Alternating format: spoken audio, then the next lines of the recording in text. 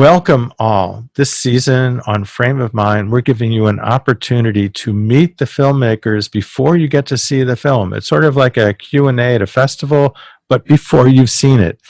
And this week, we have the maker of a great film about somebody whose music you have heard over and over again, but you don't know the story to. So let me introduce to you Jeff Stacy. Jeff, how are you doing? I'm good. How are you? I'm doing great. So, the first question, of course, is like, how did you get involved in making the Bobby Keys story?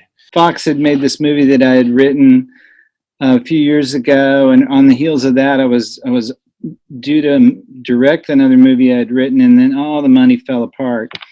And so I was bopping around watching rockumentaries, and I saw Bobby in this film called Stones in Exile.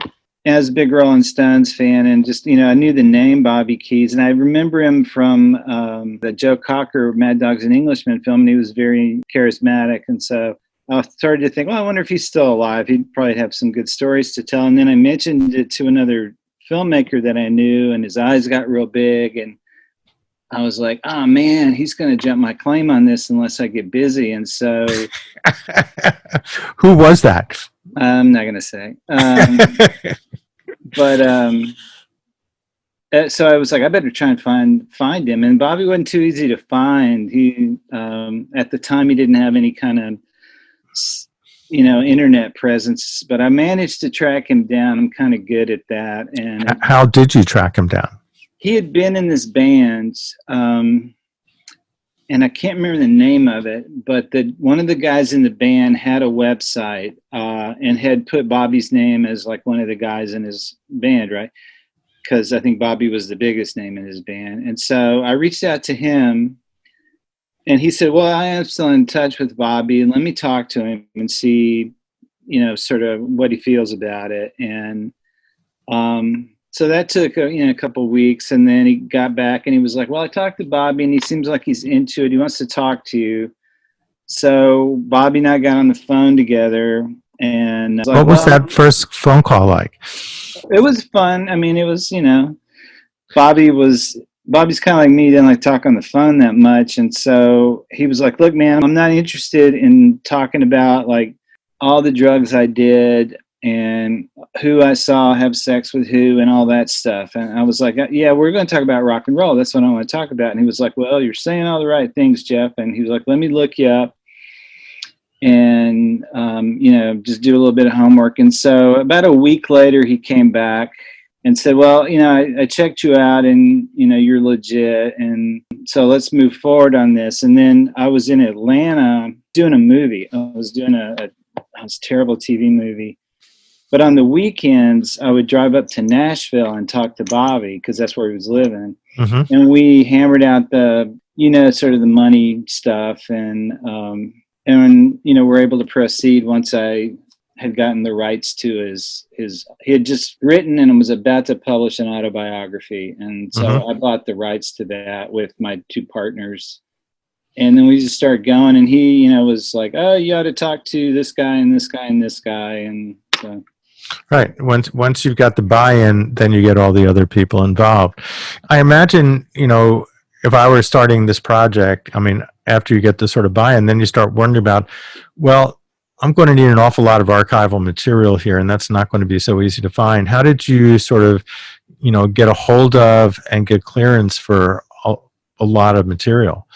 Because it's critical to telling the story, and you've got good material in there. Yeah, I wish we had more, but that stuff can get kind of pricey. Bobby knew these guys at Reelin' in the Years, and they had a lot of stuff of like Stones press conferences from like Australia and, just sort of some Northern European television stuff of Delaney and Bonnie that mm-hmm. wasn't just all over YouTube, And then, some of the stuff was from the Stones YouTube presence, and the Stones were real accommodating as much as the Stones can be. And then there were some friends and family of people he had played with. And to me, the most exciting thing was there's some still footage that we have from the Nelcott days from the Exile on Main Street period that Mhm. was from Dominique Tarlet. And we reached out to him, and he had all this stuff that he shot that he had just never published. And he was really excited about the prospect of a documentary about Bobby because he really liked Bobby. He sent us just a ton of stuff to look at. And then again, he was quite accommodating in terms of price. You just find weird stuff if you look long enough. Usually I find in documentaries when you're looking for things just sort of fall in your lap that you just had no idea were out there. Like Yeah, those you were like talking about. there's a picture of Bobby on the bus with like Little Anthony and the Imperials and Dick Clark. And the first editor was a guy named Tony Sirocci, who I had gone to film school with, and he passed away, unfortunately. And he found that just like in some deep, dark hole on the internet.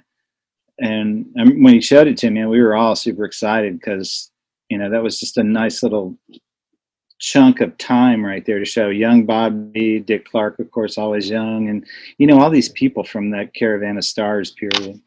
It's really strange to have an editor die on you in the middle of a project. What was that like? And then how did you find another editor? And did they pick up the spirit of your first editor, or how did the project change directions? Yeah, I mean, there was one of the executive producers had an editor who he worked with, and Tony and I had sat together, and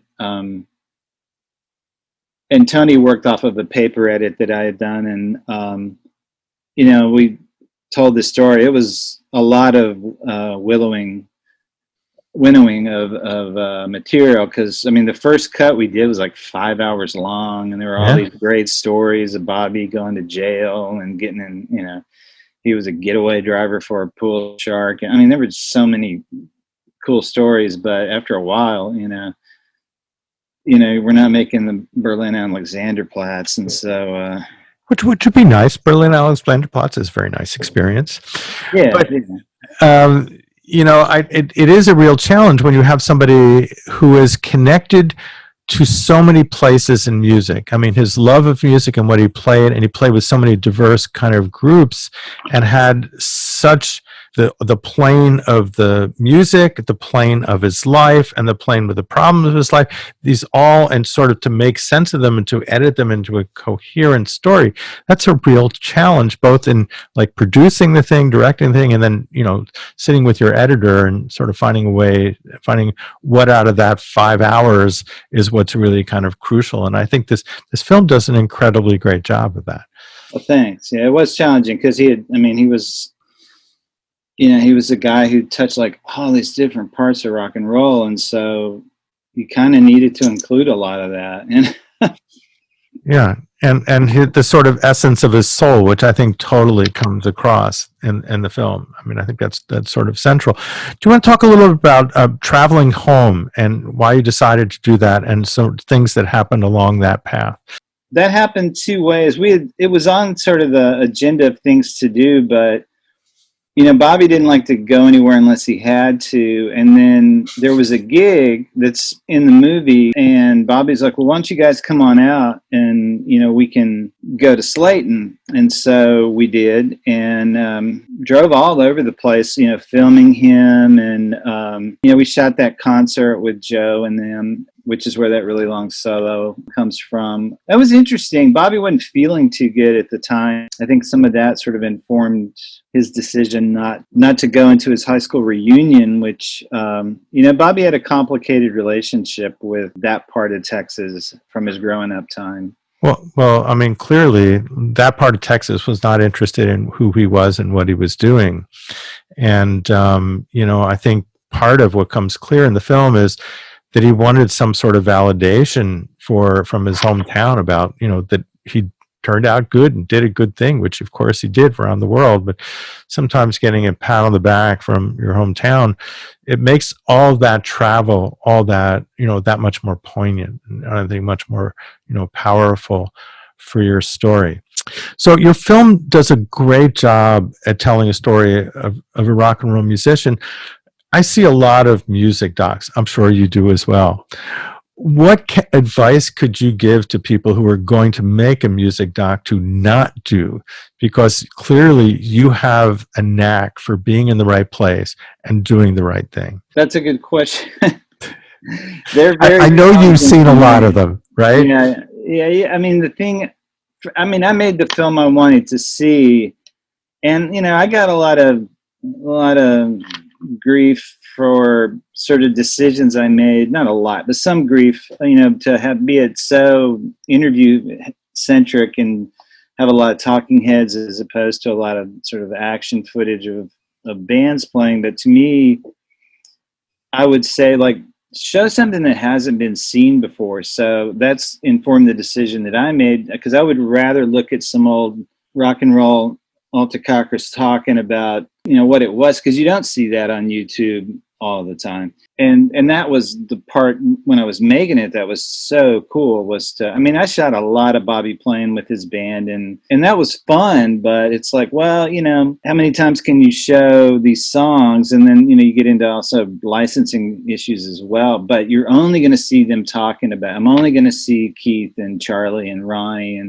and Bobby and Joe Ely and Bobby Whitlock and these guys talking about this stuff in this film. So I think the thing you need to do is, if you're going to embark upon a music documentary, you want to make sure that they know that you are about what they're about in terms of their art, and do your homework. And like, I read autobiographies and biographies on everybody I could, even if they weren't in the film, because I wanted to have information. And I wanted to see how I could get a story out of all this, and not just have it be just a compendium of cool stories. Mia, do you have some questions you wanted to ask? What was it like to spend time with, legendary rock stars? Oh, it sucked. Yeah, no, it was fun. It was a lot of fun, and it was surreal. It was very surreal. The very strange experience of, like, interviewing the Rolling Stones was very bizarre. And the first one that we did was Charlie, and he's not the warmest person in the world in an interview situation. He's a good guy, but so I remember just sitting across from him going, "This is really strange, but I'm working, so I'm going to keep it together." And then we managed to be, businesslike and get the questions out there, and even some that I was a little nervous about asking, because Stone's politics is what it is. But then after it was over, one of my producers, Scott Putman, and I just looked at each other in this hotel room in London and just laughed our asses off, because we had done it. We had got those guys finally, and it took a while to get them. Yes. But we got them, and they were great. I mean, they were just as nice as they could be. The Stones organization was very, very nice, and and they were good interviews too. I know that feeling of, man, you worked a long time to get the interview, and it was everything you wanted and more. And but it wasn't just the Stones that was super cool. Like, we have J.I. Allison and Joby Malden from the Crickets. I mean, Ian McLagan from the Faces, and all these cool people. I interviewed people that didn't actually make it in the film too, like Seymour Cassell, the actor, because him and Bobby were running buddies in LA, but there just wasn't room for. I mean, there was a lot of cool people that I talked to, and it was like, man, this is awesome. It was really interesting, to see in the film how well connected Bobby was. One of the people that I was really fascinated to see in the film was Edward James Olmos, who I know as being Selena's father and Selena. So that was really cool. But Bobby is a part of a Texas legacy that goes even beyond Texas. So why do you think he stayed so current in rock music? He loved it, for one. And he always kept playing. I mean, he was playing until he couldn't play anymore. I mean, he was booking studio gigs. He was playing with his band, the Suffering Bastards, who was a good band. Had guys from the county, from Black Crowes and Georgia Satellites and the Allman Brothers. I mean, Bobby just loved music and was always playing. I think he contributed the stuff. Now, Bobby wasn't going to be like, playing on a Kendrick Lamar album or anything like that, but if somebody was interested in Bobby, to him, I think it meant that they heard him enough to know what he was about, you know?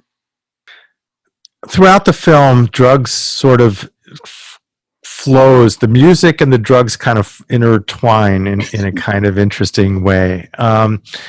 Were any of the people you interviewed, shall we say, not 100% there, either through alcohol or something? And is that something you sort of deal with in doing a documentary about rock and roll?